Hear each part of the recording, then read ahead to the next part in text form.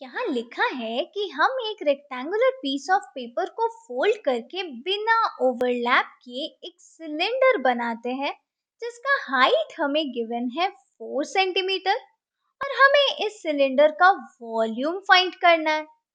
तो सबसे पहले हम एक रेक्टेंगुलर पीस ऑफ पेपर बना लेते हैं।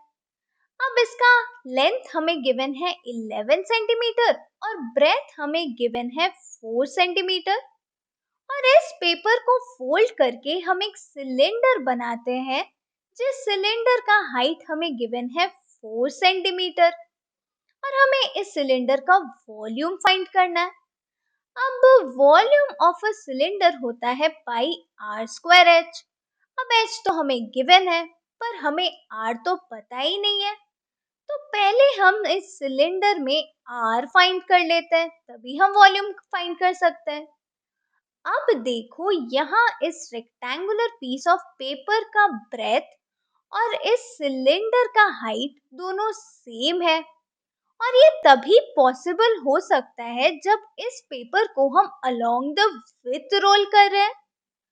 और अगर इस पेपर को हम अलोंग द विथ रोल कर रहे हैं तो इस सिलेंडर के बेस का पेरीमीटर और लेंथ ऑफ रेक्टेंगल दोनों इक्वल होगा।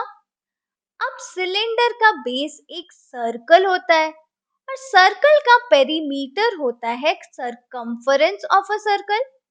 तो यहाँ से इस सिलेंडर के बेस का सरकमफरेंस हो जाएगा 11 सेंटीमीटर क्योंकि इसका लेंथ है 11 सेंटीमीटर।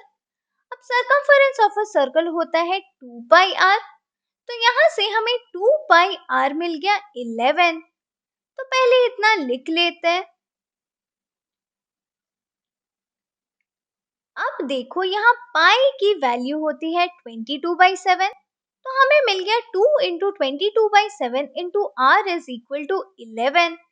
अब 2 इंटू 22 हो गया 44, तो 44/7 इंटू आर हमें मिल गया 11। यहाँ से आर हो जाएगा 11 इंटू 7/44। अब यहाँ 44 और 11 को हम 11 से डिवाइड करेंगे तो ये होगा 11 1 से 11, 11 4 से 44, तो हमें r मिल गया 7/4।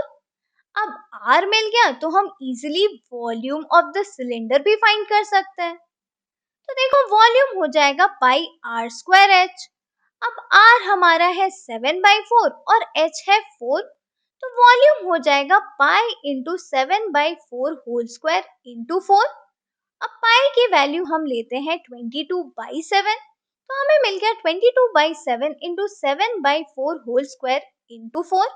अब 7/4 होल स्क्वायर को हम लिख देंगे 7/4 इंटू 7/4, तो हमें मिल गया 22/7 इंटू 7/4 इंटू 7/4 इंटू 4। अब यहाँ 4 4 कैंसिल और यहाँ 7 7 कैंसिल, तो हमें मिल गया 22 इंटू 7/4। अब 22 इंटू 7 करेंगे तो हमें मिलेगा 7 2 ज़ा 14, 7 2 ज़ा 14 प्लस 1 15, तो ये हो गया 154/4। अब 154/4 को हम अगर 2 से डिवाइड करें तो ये होगा 2 2 ज़ा 4 और ये होगा 2 7 ज़ा 14, 2 7 ज़ा 14, तो हमें मिल रहा है 77/2। तो पहले इतना लिख लेते हैं। अब अगर हम 77 को 2 से डिवाइड करें तो ये होगा 2 3 ज़ा 6, 1 एंड 7, ये होगा 2 8 ज़ा 16, तो रिमाइंडर आया 1। अब 1 2 से छोटा है तो यहाँ हम डेसिमल पॉइंट लगाएंगे, तो नीचे आएगा एक 0। अब ये हो गया 2 5 से 10, तो हमें यहाँ से 77 डिवाइडेड बाई 2 मिल गया 38.5। तो वॉल्यूम ऑफ सिलेंडर हो गया 38.5 सेंटीमीटर क्यूब।